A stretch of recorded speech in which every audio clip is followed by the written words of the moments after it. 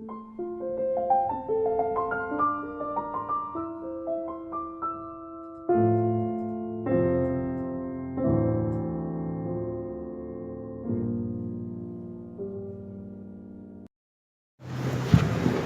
un gusto estar aquí.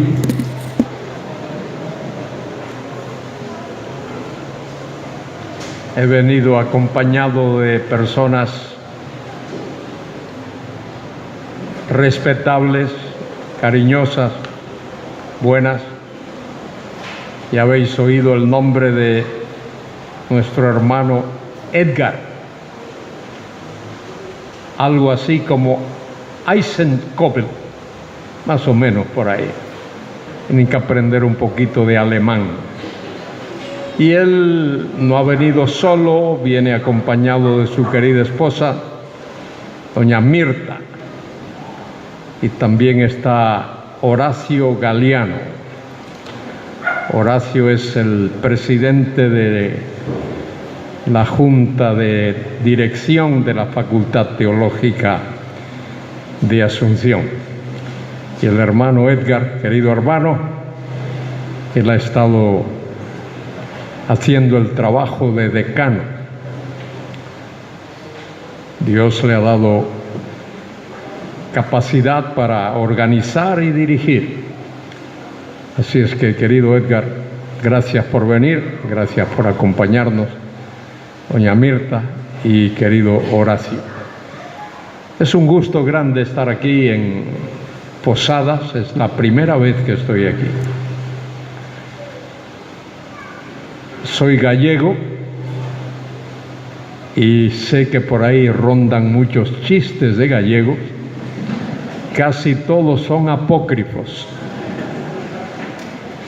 Alguien se los inventó. Los gallegos, creo yo que no son tan tontos como a veces se da a entender en esos chistes de gallego. Pero yo sí sé algo de algunos chistes, que no son chistes, son realidades, de argentinos. Así es que les advierto a los argentinos que cuando se me acerquen y quieran hacerme un chiste de gallego, tengo un tremendo repertorio de chistes argentinos. Así es que cuidado. Oí de un argentino que fue a Tierra Santa hace años. Fue a visitar la tierra de nuestro Señor. Y este argentino dijo: yo quiero que este viaje me cueste lo menos posible. Quiero ahorrar todos los gastos que hacen los turistas. Me voy a ir solito, no voy a ir con grupos, no quiero guía, yo me las voy a arreglar solo. Y salió solo el argentino, comenzó a visitar por allá por el sur, las montañas de Judea, que se llama el Negev, allá en el sur, toda esa parte del Mar Muerto y cuevas de Qumran, Jericó, fue a Jerusalén, visitó Jerusalén, el Monte de los Olivos, Monte Scopus, el Huerto de la Tumba, la Vía Dolorosa, y le iba muy bien. El argentino se sentía feliz de que le fuese tan bien. Bueno, por fin subió por la costa hasta allá, hasta Nazaret, y de allí cortó hacia la parte este, pasó por Armagedón y por fin llegó al mar de Galilea. Es allí en la ciudad de Tiberias, y ve que hay barquitos donde la gente montaba para hacer la travesía del mar de Galilea, y él dijo: a mí me gustaría hacer eso también. Bajó y le pregunta a un dueño de un barco y dice: oiga, ¿cuánto me cobra usted por llevarme a hacer esto? Y le dijo el del barco: mire, yo le cobro 200 euros. El argentino le dijo: oiga, señor, eso es mucho dinero. Y comenzó a regatear con el hombre. Y el del bote le decía: no, eso es lo que yo cobro. El argentino: no, pero es que eso es mucho. Por fin el dueño del bote le dijo: dígame, señor, ¿cuánto pagaría usted? Dice: mire, yo pagaría 50 euros, no más. Oiga, mire, usted no sabe cuán importante es este lago. Este es el lago que Jesucristo atravesó a pie. El argentino lo mira y le dice: seguro, señor, por el precio que usted cobra, ¿qué otro remedio le quedaba al Señor?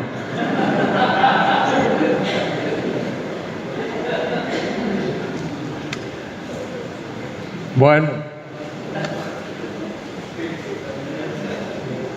quiero añadir algo más. Una de las cosas que me han impresionado mucho de esta visita, tanto al Paraguay,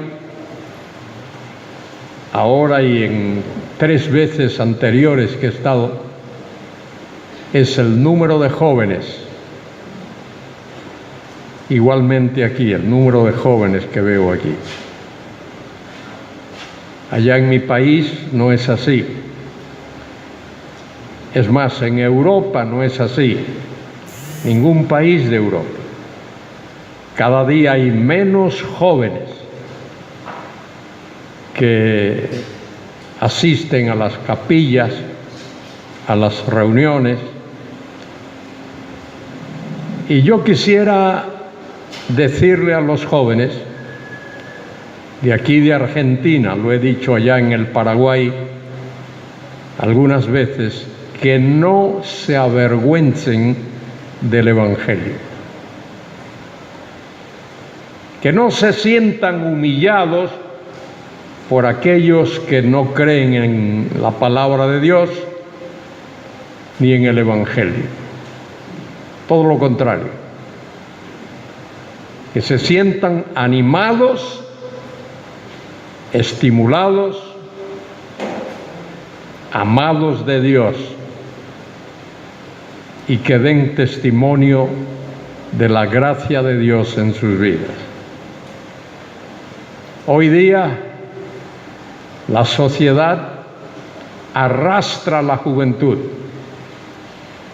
a los vicios, a la droga, al sexo, a la indiferencia, a todas esas cosas feas y terribles. Jóvenes, no os dejéis arrastrar. Manteneos firme, como el apóstol escribió al joven Timoteo: ninguno tenga en poco tu juventud, sino sé ejemplo de los fieles. De manera que, jóvenes, ánimo, seguid caminando en el camino del Señor, siguiendo a Cristo, dando testimonio de vuestra fe en Él. No solo en la capilla, cuando vengáis a la reunión, no solo en la iglesia, en la escuela, en la universidad, en la calle, en el trabajo, donde quiera que vayáis, dad un fiel testimonio de vuestra fe en Cristo. No os avergoncéis de Él. Él es lo mejor y Él os da lo mejor. Nada en este mundo, nada, absolutamente nada, supera al Señor Jesucristo. Y en esta tarde, noche, quiero hablaros de la persona de Cristo. De eso voy a hablar. sermón de un solo punto. Hay un solo Dios y un solo mediador entre Dios y los hombres, Jesucristo, hombre. Y os invito a abrir vuestras Biblias, espero que tengáis una Biblia con vosotros, en el capítulo 16 del Evangelio según San Mateo. Evangelio según San Mateo, capítulo 16.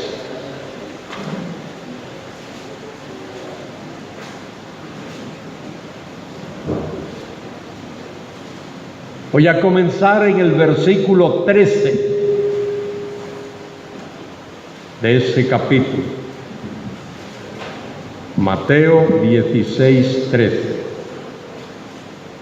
Viniendo Jesús a la región de Cesarea de Filipo, preguntó a sus discípulos, diciendo: ¿quién dicen los hombres que es el Hijo del Hombre?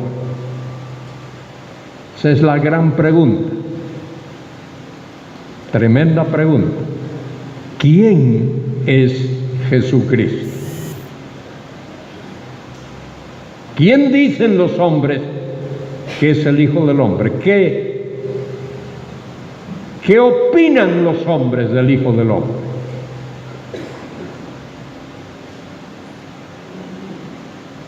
Ellos dijeron, unos, hay que suplir ahí el verbo, dicen Juan el Bautista, otros dicen Elías y otros Jeremías o alguno de los profetas. Esa era la opinión de la gente. ¿Qué opina la gente hoy de Jesucristo? Algunos ni siquiera opinan, porque insensatamente dicen, no existió. Cristo no existió. Es una tontería decir tal cosa,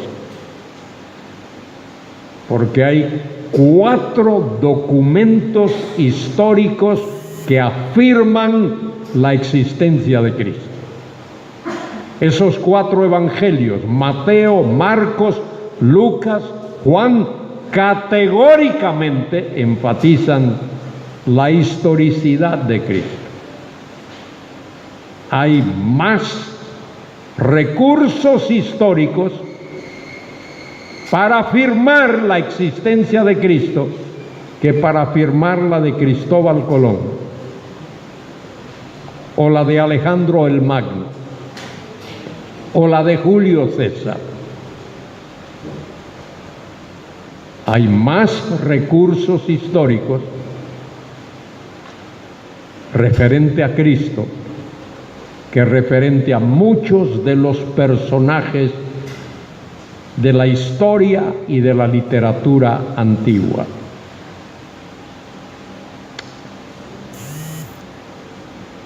En la universidad se nos enseña de los grandes filósofos,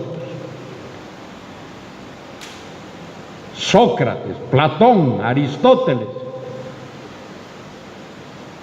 y los profesores nos hablan con énfasis, reconociendo que Sócrates y Platón y Aristóteles fueron personajes históricos. No nos dicen que de Platón hay 2 manuscritos nada más, que son copias de manuscritos, que ni siquiera están en el idioma griego, están en latín. Sin embargo, tenemos 4 evangelios, además del libro de los Hechos, además de 13 cartas escritas por San Pablo, y 2 por Pedro, y otras por Juan y Judas, y el libro del Apocalipsis, que es la revelación de Jesucristo. De manera que tenemos una tremenda cantidad de documentos históricos que afirman la historicidad de Cristo, la realidad de Cristo. Y el Señor aquí pregunta a sus discípulos: ¿quién dicen los hombres que es el Hijo del Hombre? Y después de dar la respuesta que dieron, que he leído, Él les dijo: ¿y vosotros, quién decís que soy yo? Una tremenda pregunta. Jesús había estado con aquellos hombres 3 años, quizá un poquito más, pero por lo menos 3 años. Esos hombres habían seguido a Jesús, lo habían escuchado hablar, lo escucharon exponer el sermón, el discurso más formidable que jamás algún ser humano haya escuchado, el Sermón del Monte.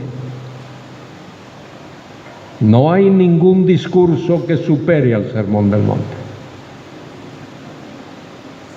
Ellos escucharon el Sermón del Monte y otros sermones, otros discursos de Cristo. Y no solo lo escucharon hablar, lo vieron hacer cosas, lo vieron transformar el agua en vino en Caná de Galilea, lo vieron sanar al hijo de un centurión o siervo de un centurión, lo vieron sanar a un paralítico, un hombre que llevaba 38 años paralítico, lo vieron sanar a un ciego de nacimiento, lo vieron resucitar a Lázaro de entre los muertos, lo vieron hacer muchas cosas. Es más, el mismo Juan, uno de sus apóstoles, dice: muchas otras señales hizo Jesús en presencia de sus apóstoles, las cuales no están escritas en este libro, pero estas han sido escritas para que creáis que Jesús es el Cristo, el Mesías, el Hijo de Dios, y para que creyendo tengáis vida en su nombre. Y ahora Jesús pregunta: ¿y vosotros quién decís que soy yo? Y dice el texto allí, versículo 16, Mateo 16, 16: respondiendo Simón Pedro, dijo: tú eres el Cristo. La palabra Cristo significa ungido. Es equivalente a la palabra hebrea Mesías. Mesías, dice el texto hebreo. Tú eres el Cristo, el Mesías. Pero no solo eso, eres el Hijo del Dios viviente. Esa declaración de Pedro, al decirle a Cristo: tú eres el Hijo del Dios viviente, eso equivale a decir: tú eres Dios. Dios manifestado en la carne. Y eso es lo que Cristo en realidad es. Dios manifestado en carne. Y fíjese la magnitud de esa declaración. El Señor Jesucristo le responde a Pedro, le dice: bienaventurado eres, Simón, hijo de Jonás. Feliz, tremendamente feliz. Bienaventurado eres, Simón, hijo de Jonás, porque eso que acabas de decir, eso no te lo enseñó, no te lo reveló ni sangre ni carne, ningún ser humano, sino mi Padre que está en los cielos. Pedro supo que el Señor Jesucristo era el Mesías, el ungido, el Hijo del Dios viviente, Dios mismo hecho visible, porque esa verdad se la reveló Dios.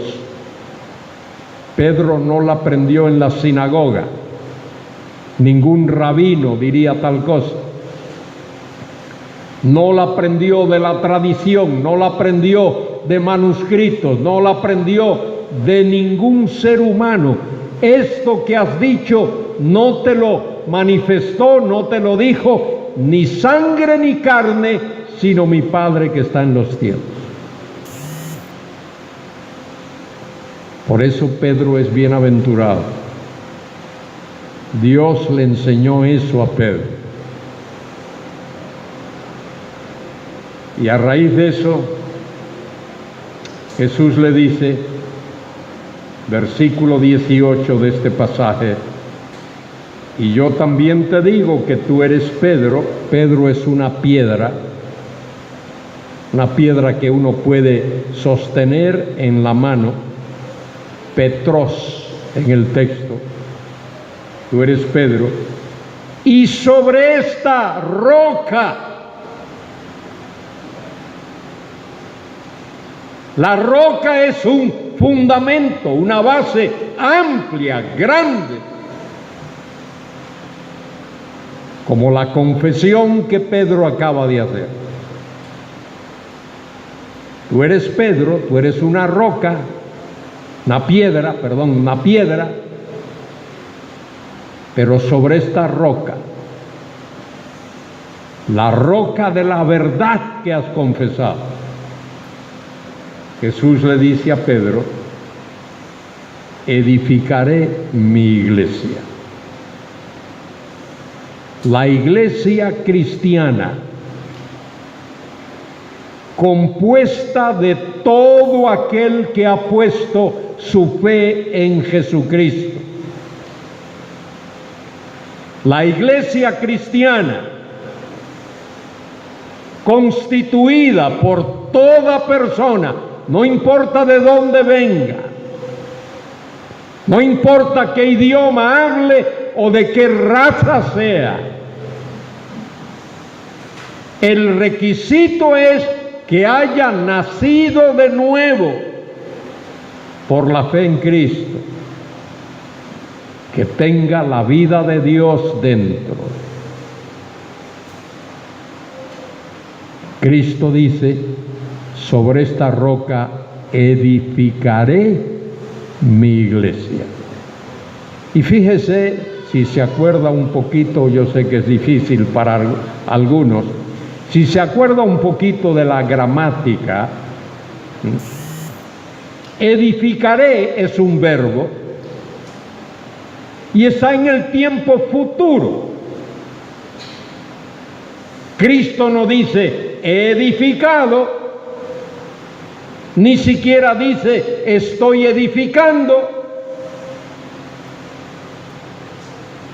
Dice: sobre esta roca edificaré, tiempo futuro, mi iglesia. Y no solo el tiempo es futuro, el modo es el modo indicativo que habla de realidad. Cuando uno quiere expresar una realidad, la expresa en el modo indicativo. Cristo categóricamente, enfáticamente, dice que Él es el edificador de su iglesia. Que esa edificación de la iglesia aún yacía en el futuro. Por cierto, un futuro inmediato. Y mire, yo os voy a decir por qué no pudo haber una iglesia antes de esto. ¿Por qué no pudo haber una iglesia en el Antiguo Testamento? ¿Por qué no pudo haber una iglesia cuando Jesús fue bautizado por Juan?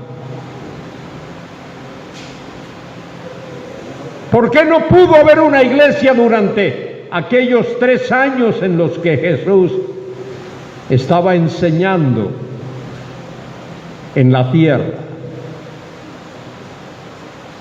Porque hay algunas cosas que necesariamente tuvieron que ocurrir para que pudiese haber una iglesia. Os voy a mencionar por lo menos 5 cosas, o quizá 6 cosas que tuvieron que ocurrir antes de que pudiese haber una iglesia en la tierra. Primera cosa, número 1, Dios tenía que venir a este mundo. Número 2, Dios tenía que encarnarse. Dios tenía que hacerse semejante a los hombres. Número 3, Dios tenía que morir en la cruz.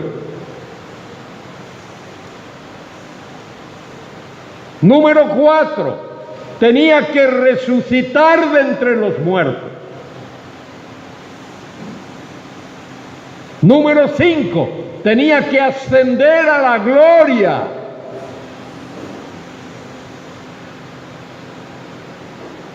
Y número 6, el Espíritu Santo tenía que venir con poder y con majestad para comenzar un ministerio que nunca antes había hecho. El ministerio bautizador. Eso comenzó el día de Pentecostés. Por primera vez en la historia de la revelación bíblica, el Espíritu Santo bautizó personas o bautizó a personas colocándolas en el cuerpo de Cristo. Pablo lo escribió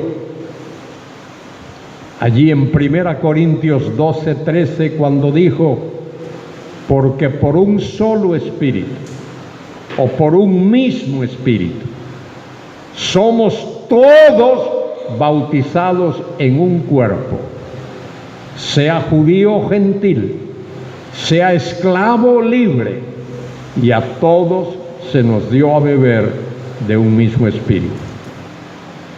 De manera que no pudo haber habido una iglesia cristiana antes del día de Pentecostés.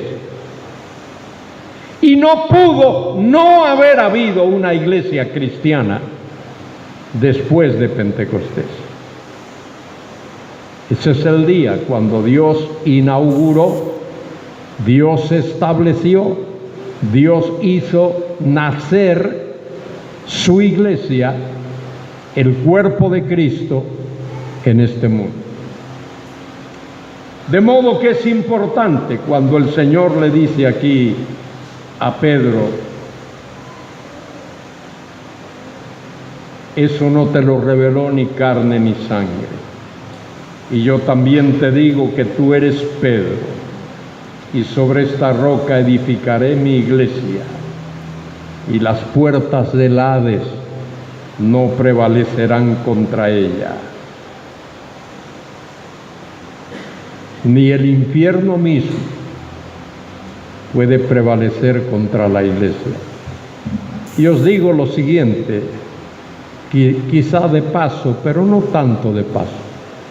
Mire, desde que la iglesia nació, el día de Pentecostés, allí en Jerusalén, por el año 32 o 33 de la era cristiana, hasta el día de hoy, la iglesia, el cuerpo de Cristo, ha sufrido persecuciones increíbles. Durante los primeros siglos de la era cristiana, tremendas persecuciones. La historia registra 10 grandes persecuciones, comenzando con la de César Nerón, por el año 57, 58 al 64, al 68. Y terminando con Diocleciano en el año 303 de la era cristiana, 10 grandes persecuciones. Y a partir de ahí, a lo largo de los años, en todos los continentes, Europa, Asia, África, las Américas, las islas de los mares, la iglesia ha sufrido persecución. Pero ¿sabe usted una cosa? Nadie, ningún gobierno, no importa cuál gobierno sea, cuál sea su tinte o su filosofía política, ningún gobierno ha sido capaz de erradicar la iglesia. Y la iglesia ha crecido en medio de las más grandes persecuciones. Un escritor británico del siglo XVIII llamado Edward Gibbon. Edward Gibbon escribió un libro titulado La decadencia y la caída del Imperio Romano. Es un tremendo libro. Vale la pena leer. La decadencia y la caída del Imperio Romano.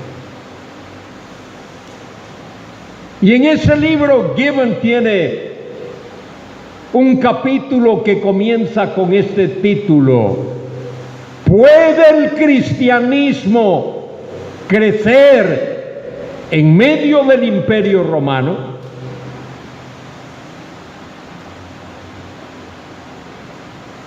Y menciona seguidamente en otros 2 capítulos por qué el cristianismo creció de la manera como creció en medio del Imperio Romano y de las tremendas persecuciones.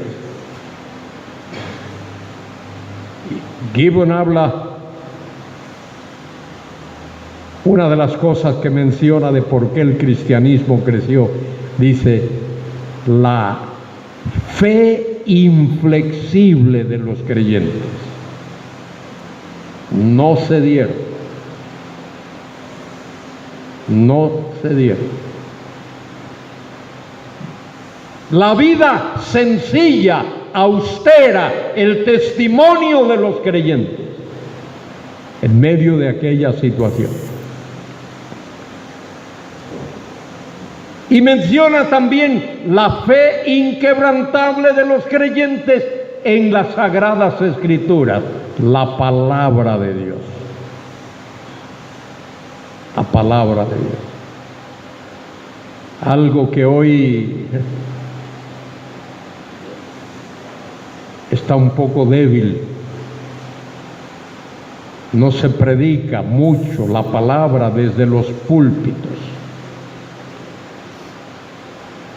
La gente va a las iglesias para que se les entretenga. Y hay algunos predicadores que son más payasos que predicadores. Triste, no lo digo con ninguna expresión de gozo, lo digo con tristeza. Pero hay algo más que Gibbon dice en su libro. De paso, olvidé decir, Gibbon no era un cristiano evangélico como tú y como yo. No era un cristiano evangélico. Había comenzado como católico, luego se hizo anglicano, luego regresó al catolicismo y luego abandonó toda religión cuando escribió su libro. Pero hay algo más que Gibbon dice: la absoluta seguridad que aquellos cristianos tenían tocante a la segunda venida de Cristo a la tierra. La tremenda esperanza y confianza de los cristianos. De manera que cuando se encontraban dos creyentes, el saludo era Maranatha. Maranatha, en arameo, que significa el Señor viene. El Señor viene. Bueno, el Señor le dice aquí a Pedro: sobre esta roca edificaré mi iglesia y las puertas del Hades no prevalecerán contra ella. Y voy a mencionar algo del versículo 19 porque también es importante que nadie piense que uno deja fuera algo de la palabra. Dice aquí, el Señor le dijo a Pedro: y a ti daré las llaves del reino de los cielos, y todo lo que atares en la tierra será atado en los cielos, y todo lo que desatares en la tierra será desatado en los cielos.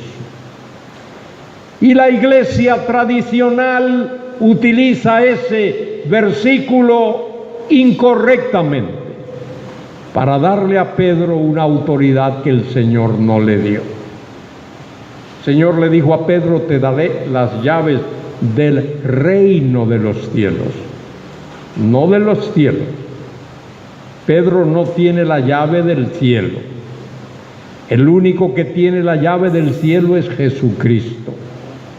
El único que pudo decir: yo soy el camino y la verdad y la vida, nadie viene al Padre sino por mí, es Jesucristo. La entrada en el cielo se debe solo a Jesucristo. El único mediador entre Dios y los hombres es Jesucristo. En ningún otro hay salvación, porque no hay otro nombre bajo el cielo dado a los hombres en que podamos ser salvos. Solo Cristo salva. De manera que, ¿qué quiso decir el Señor ahí? El Señor quiso decir que Pedro iba a ser utilizado para abrir las puertas del reino de los cielos, no del cielo. El reino de los cielos tiene que ver con una realidad aquí en la tierra. Y Pedro utilizó esa llave, por así decir, la llave del Evangelio, para abrir la puerta a judíos el día de Pentecostés, Hechos 2. Y utilizó la llave del Evangelio para abrir la puerta a samaritanos, que eran mitad judíos y mitad gentiles, Hechos 8. Y Pedro utiliza la llave del Evangelio para abrir la puerta a los gentiles cuando visita la casa de Cornelio en Cesarea Marítima, Hechos capítulo 10. De manera que el único que tiene la llave para que alguien pueda entrar en el cielo es Jesucristo. Y Él te abre esa puerta si tú pones fe y confianza en Él. Él dijo: al que a mí viene no le echo fuera. Yo he venido para que tengan vida y para que la tengan en abundancia. Yo soy la puerta, el que por mí entrare será salvo, y entrará y saldrá y hallará pastos. Soy el buen pastor, y el buen pastor su vida da por las ovejas. Y ese es nuestro Señor Jesucristo, el incomparable. Como Él no hay otro. Por eso la confesión hecha por Pedro es tan significativa, tan importante. ¿Y vosotros quién decís que soy? Y Pedro le contesta: tú eres el Cristo, el Mesías, el ungido. Y el Cristo, el Mesías, el ungido, tiene que ser el Hijo del Dios viviente. Y el Hijo del Dios viviente tiene que ser Dios. No puede ser menos que Dios. Y eso es lo que los evangelios presentan. Tanto Mateo, pasaje que acabo de leer, como Marcos, como Lucas y como Juan. El Cristo incomparable. Ese Cristo del cual nos habla la profecía. Es más, desde el principio de la Biblia. Génesis 3:15, Moisés escribió las palabras de Dios cuando le dijo a la serpiente, es decir, a Satanás: pondré enemistad entre ti y la mujer, entre tu simiente y su simiente. Cristo es simiente de la mujer, tal como Dios lo profetizó en su palabra. Y Dios profetiza que ese Mesías vendría de manera sobrenatural, milagrosa, nacido de una virgen. Allí lo dice en Isaías 7:14: he aquí la virgen concebirá y dará a luz un hijo, y su nombre será Emmanuel, que significa Dios con nosotros. Y Mateo 1:23 dice que eso que Isaías dijo se cumplió en Cristo, para que se cumpliesen las palabras de Isaías. Dice Mateo 1:23: he aquí la virgen concebirá y dará a luz un hijo, y su nombre será Emmanuel. Emanu en hebreo significa con nosotros, Él significa Dios, Dios con nosotros. Y el mismo profeta Isaías lo adelanta cuando en el capítulo 9 de su profecía, versículos 6 y 7, dice: porque un niño nos es nacido. El niño nació en un momento. Hijo nos es dado. El Hijo fue dado porque el Hijo existía desde siempre, desde la eternidad. Un niño nos es nacido, hijo nos es dado. El principado estará sobre su hombro, él tendrá la autoridad, y su nombre será admirable, consejero, Dios fuerte, Padre eterno, príncipe de paz. El celo de Jehová ha dicho esto. Y luego añade que sobre el trono de David se sentará y reinará,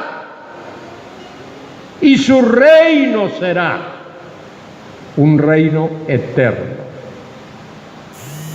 Él reinará primero en la tierra por 1000 años, y cuando los 1000 años se cumplan, continúa reinando por toda la eternidad, porque Él es Rey de Reyes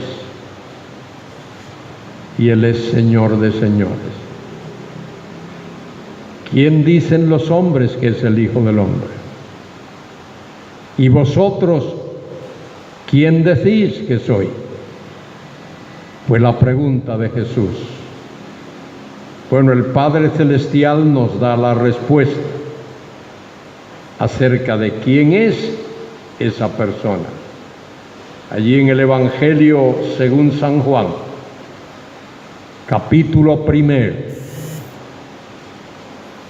todo el capítulo habla del verbo, el logos. En el arameo la palabrita memra equivale a logos. Y memra en el arameo es manifestación visible de Dios. Dios, el Dios invisible, se ha hecho visible en la persona de Cristo, en la persona del Verbo. El Verbo que es Dios Hijo. Dice ahí en vuestras Biblias, que de paso la Reina Valera lo traduce de una manera impecable, tal como está en el texto original. En el principio era el Verbo. Poniéndolo en sintaxis actual, habría que leerlo: el Verbo era en el principio. ¿Cuándo fue el principio? ¿De qué principio se está hablando ahí? Cuando haya sido el principio. Cualquier principio del cual se hable, el Verbo ya era. El Verbo ya existía, porque el Verbo es eterno. Nada existe sin Él. Él es el creador de todo. De manera que Juan dice, el Verbo era en el principio. Y añade que el Verbo era con Dios. Esa palabrita con, una preposición griega, pro, significa estar cara a cara. Cuando tú hablas con alguien cara a cara, le miras a los ojos, cara a cara, a eso se refiere. El Verbo estaba cara a cara con la deidad, con Dios Padre y con Dios el Espíritu Santo en la gloria eterna. Y no solo el Verbo era en el principio, y no solo el Verbo era con Dios, sino como dice ahí claramente, y no hay otra manera de traducirlo, el Verbo era Dios. Algunos herejes erróneamente traducen esa frase, el Verbo era un Dios. Eso es una herejía. Y es una herejía de las peores, porque el Verbo no era un Dios. Es más, Isaías 43:10 niega esa manera de expresar ese versículo, porque Isaías 43:10 Dios dice, antes de mí no hubo Dios, ni después de mí lo habrá. De manera que el Verbo no puede ser un Dios. El Verbo es Dios en toda la extensión de la palabra Dios. Fíjense en esto. Dios es omnipotente. El Verbo es omnipotente. Dios es omnisciente. El Verbo es omnisciente. Dios es omnipresente. El Verbo es omnipresente. Dios es soberano, el Verbo es soberano. Dios es inmutable, no cambia. El Verbo es inmutable, no cambia. Dios es el único que puede salvar. El Verbo es el único que puede salvar, porque el Verbo es Dios. Pablo dice en una de sus cartas, y en ningún otro hay salvación. Pedro dijo esto en Hechos 4:12, y en ningún otro hay salvación, porque no hay otro nombre bajo el cielo dado a los hombres en que podamos ser salvos. Y Pablo escribió, porque por gracia habéis sido salvos por medio de la fe, y esto no es de vosotros, es el regalo de Dios, no por obras, para que nadie se gloríe. De manera que el Verbo era en el principio, y el Verbo era con Dios, y el Verbo era Dios. Y cambiar esa traducción es proclamar una herejía de las peores, porque no hay peor herejía en la Biblia, no hay peor herejía que negar la doctrina de la Trinidad. No hay peor herejía. El que niega la doctrina de la Trinidad está negando la fe cristiana, porque la fe cristiana descansa totalmente sobre el hecho de que Dios es Padre, Hijo y Espíritu Santo. Tremenda verdad, la de la Biblia, y no hay contradicción en la Biblia. La Biblia es la palabra de Dios y no hay contradicción. Si hubiese contradicción en la Biblia, hay contradicción en Dios. Si hubiese error en la Biblia, habría que decir que hay error en Dios. Si la Biblia se equivoca, entonces hay que decir que Dios se equivoca. Y eso es imposible. La palabra de Dios es viva y eficaz. Y la palabra de Dios permanece para siempre. Por eso no se le puede añadir a la palabra impunemente, ni se puede restar de la palabra impunemente. Todo aquel que le quita algo a la Biblia lo hace por su cuenta y riesgo. Y todo aquel que le añade a la Biblia lo hace por su cuenta y riesgo. Y lo hace bajo su propia responsabilidad. Bien dice el texto ahí, que el Verbo era en el principio, que el Verbo era con Dios y que el Verbo era Dios. Y añade algo más, dice, este era en el principio con Dios todas las cosas. Todas. No hay excepción. Todas las cosas por Él fueron hechas.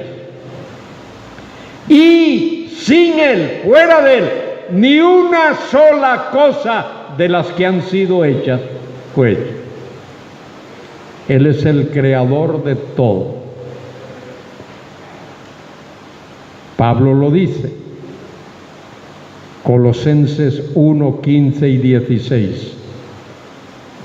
Él es imagen del Dios invisible, primogénito de toda creación, porque en Él fueron creadas todas las cosas. Las que están en los cielos y las que están en la tierra, las visibles y las invisibles, sean tronos, sean dominios, sean principados, sean potestades, todo fue creado por medio de Él y para Él. Él es el único. Este es el Cristo incomparable. No hay otro como Él. Él es único en su clase.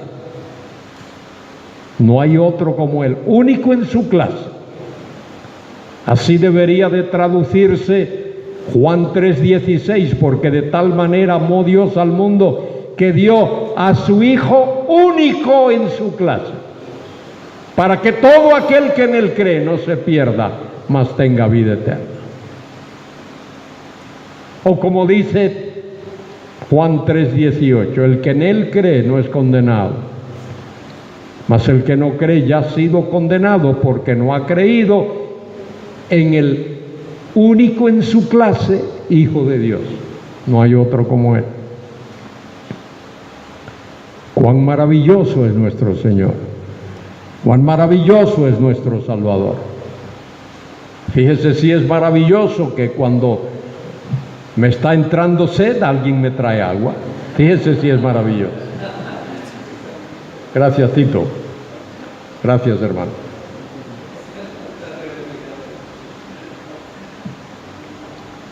¿Eso no maravilloso el Señor?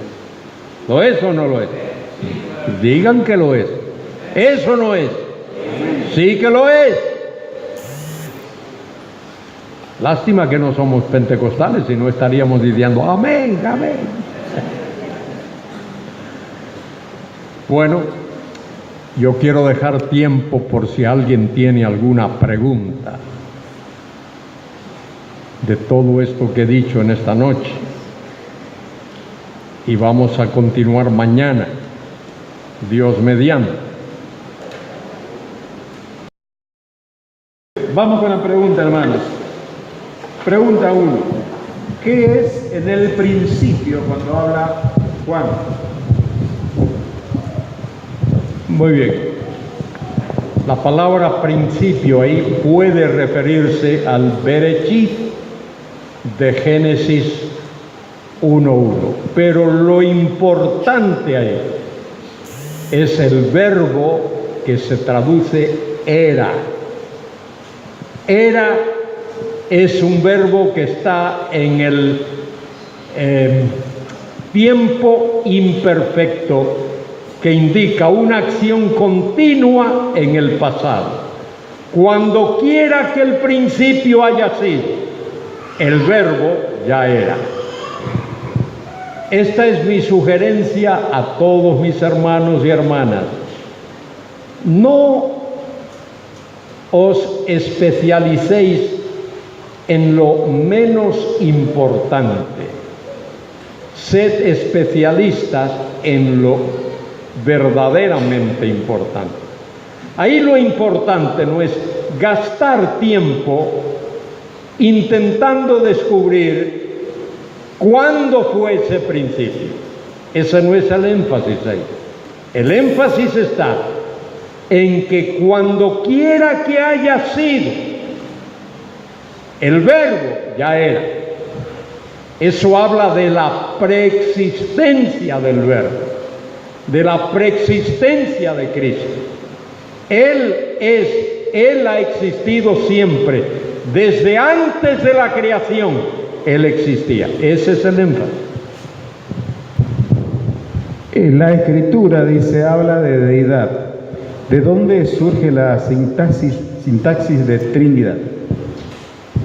Bien, esa es una palabra que fue introducida probablemente por un hombre llamado Tertuliano, que vivió entre los siglos II y III.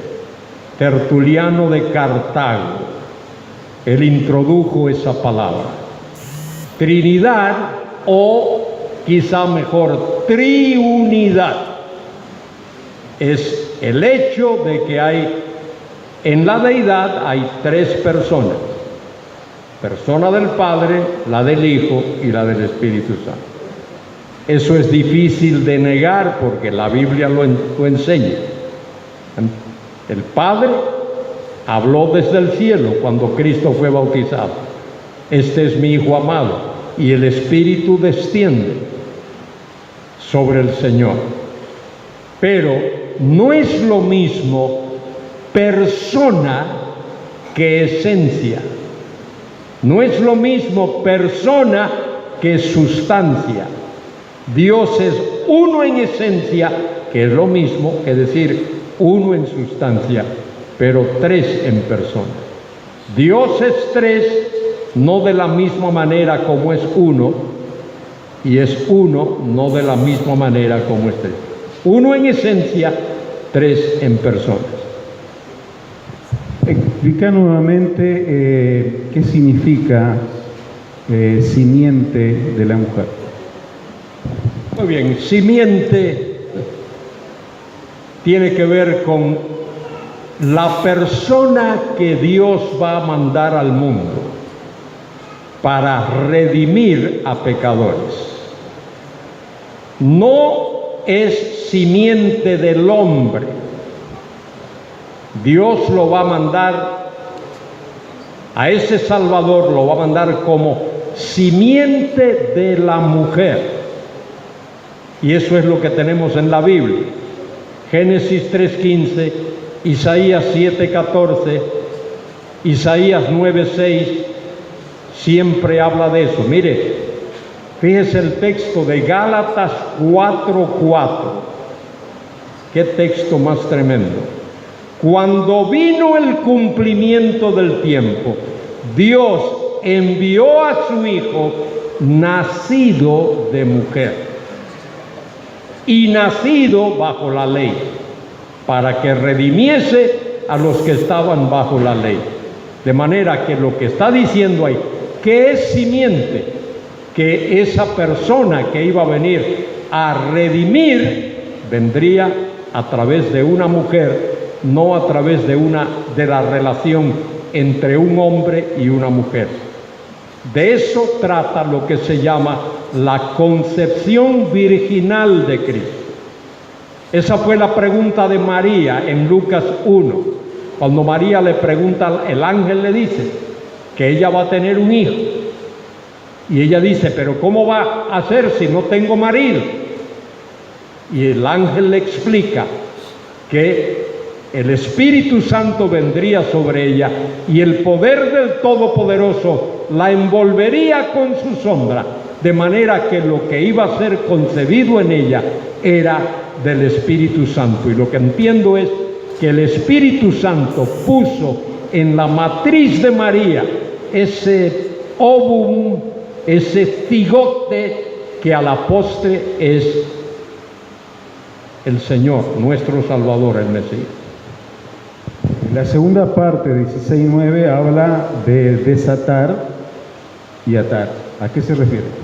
Bien, ahí no quise hacer más énfasis en eso, porque ahí hay un problemita de traducción en ese texto. Cuando le dice lo que atares en la tierra, dice será desatado en el cielo. Para los que se acuerdan de la gramática, yo sé que es difícil a estas alturas, que ya hemos pasado ya de esa etapa, acordarnos de la gramática, pero en gramática es lo que se llama un perfecto perifrástico. Perfecto perifrástico, que es algo así: lo que desatares en la tierra ya habrá sido desatado en el cielo, y lo que atares en la tierra ya habrá sido atado en el cielo. De manera que no es lo que la iglesia tradicional nos enseña, que Pedro tiene capacidad. Miren, señores, el único que puede perdonar pecados es Dios. Y Cristo lo dijo allí en Marcos 2:10, cuando lo acusaron, que él le había dicho a un paralítico: hijo, tus pecados te son perdonados. Ellos le contestan, o dijeron entre sí, este blasfema. ¿Quién puede perdonar pecados sino solo Dios? Y efectivamente, si Cristo no es Dios, entonces hubiese sido blasfemia perdonar los pecados de aquel hombre. Lo que el texto ese de Mateo está diciendo, fíjese, tú como cristiano tienes todo el derecho de que cuando presentas el Evangelio a alguien y esa persona recibe a Cristo como Salvador, tienes todo el derecho de decirle: tus pecados te han sido perdonados. Y si esa persona rechaza a Cristo como Salvador, tienes todo el derecho de decirle: tus pecados te son retenidos. Eso es lo que el texto está diciendo. ¿A qué se refiere cuando dice que tendrás la llave? Si esa propuesta se extiende a todos los cristianos. No, eso se lo dijo el Señor a Pedro, ya lo expliqué. Porque Pedro abrió las puertas a los tres grupos que Dios reconoce y que la Biblia reconoce: judíos, samaritanos y gentiles. Eso fue algo concretamente para Pedro, pero ya la puerta en ese sentido fue abierta a judíos cuando Pedro predicó el día de Pentecostés y 3,000 se convirtieron y luego 5,000 y todo eso. Y luego Pedro predica también a samaritanos juntamente con Felipe, Hechos capítulo 8, y luego a gentiles en Hechos 10. Eso se cumple en la vida de Pedro. A veces resbalamos un poquito en los contextos. Cuando el Señor o cuando Pablo le dijo al carcelero de Filipos: cree en el Señor Jesucristo y serás salvo tú y tu casa. Eso fue para el carcelero de Filipos, no es para los creyentes de Posadas, ni de Asunción, ni de otros sitios. Una pregunta tiene que ver, dice, ¿es correcto decir que Dios tenía que morir en la cruz? Seguro que sí. Por eso Dios se encarnó, porque solo Dios puede salvar y solo el hombre puede morir. Si el que muere en la cruz no es Dios, no somos salvos. No somos salvos. El sacrificio tenía que ser, fíjese, total. ¿Quién puede ofrecer un sacrificio total sino Dios? Tiene que ser completo. ¿Quién puede ofrecer un sacrificio? Tiene que ser perfecto. ¿Quién puede ofrecer un sacrificio perfecto sino Dios? Y tiene que ser santo. ¿Quién puede ofrecer eso? De manera que es totalmente correcto. Y Pablo lo dice allí en 2 Corintios 5, 18, 19. Dice: Dios estaba en Cristo, ¿dónde? En la cruz, reconciliando al mundo consigo. Esta es una pregunta en cuanto a la historia. Dice, ¿cómo siguió la iglesia después de ser perseguida en el año 313? ¿Cómo siguió la iglesia? Sí, después del año 313. Bueno, después del año 313, que es el Edicto de Milán, y luego en el año 324, que la iglesia es prácticamente oficializada como la religión del Imperio Romano. Eso fue un poco detrimental para la iglesia. Cuando la política se mete en la iglesia, generalmente la política gana y la iglesia pierde. Y eso es así en casi todos los casos. De manera que tanto con el Edicto de Milán del 313 como después del año 324, el edicto lo que hace es que coloca la fe cristiana a la par de las otras religiones del Imperio Romano. Y no es sino hasta el año 391 que el emperador Teodosio I el Grande declara la fe cristiana la religión oficial del Imperio Romano. Y eso no le hizo bien a la iglesia. Muy bien, hasta aquí la pregunta. Hay un par de preguntas, pero como no está dentro del tema, mañana la contestamos.